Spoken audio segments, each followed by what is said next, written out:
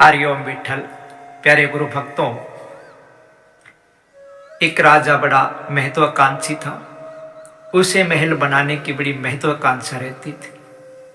उसने अनेक महलों का निर्माण करवाया।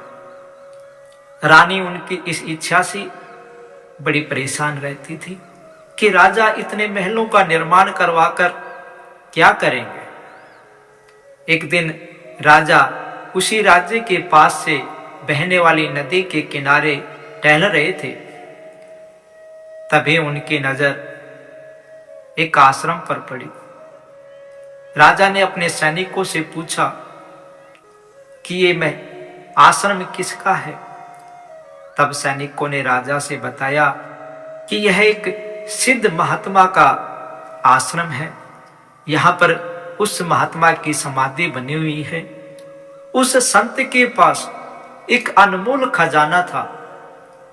उस अनमोल खजाने की सूचना उस संत ने किसी को नहीं दी, लेकिन अंतिम समय में उस अनमोल खजाने को एक पत्थर पर खुदवाकर अपने साथ ही इस समाधि में गड़वा दिया और कहा कि जिसे भी इस अनमोल खजाने की इच्छा हो, जो इसे लेना चाहते हो, वह अकेले अपने हाथों से इस समाधि से 84 हाथ नीचे खोदकर इसे प्राप्त कर लेवे।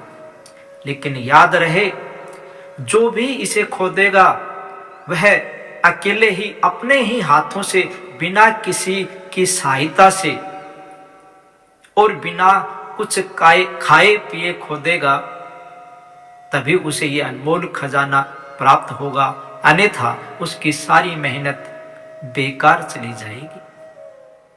अगले दिन राजा अकेले ही आया और अपने हाथों से उस खजाने को प्राप्त करने के लिए खोदने लगा। बड़ी कड़ी मेहनत करने के बाद राजा को वो शिलालेख प्राप्त हुआ। राजा ने उस शिलालेख पर लिखे शब्दों को पढ़ा तो उसके होश उड़ गए, उसकी अकल ठिकाने आ गई। उस शिलालेख पर लिखा था, ए राहगीर, इस संसार के सबसे भूखे प्राणी शायद तुम ही हो। आज मुझे तुम्हारी इस दशा पर बड़ी हंसी आ रही है। हे राहगीर, जब तक तुम इस मिट्टी के ऊपर हो तब तक तुम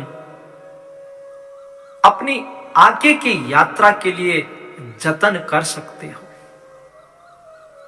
जब मिट्टी तुम्हारे ऊपर आएगी तब तुम कुछ भी नहीं कर पाओगे, क्योंकि यहां चाहे तुम जितना महल बना लो, लेकिन तुम्हारा अंतिम महल यही है।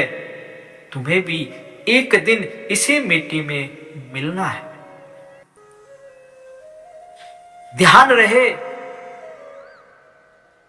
अगर तुमने आगे की यात्रा के लिए जतन नहीं किया तो जिस प्रकार 84 हाथ ये गहरा कुआं तुमने अपने हाथों से खोदा है, उसी प्रकार 84 लाख योनियों में तुम्हें अकेले ही यात्रा करनी पड़ेगी, भटकना पड़ेगा।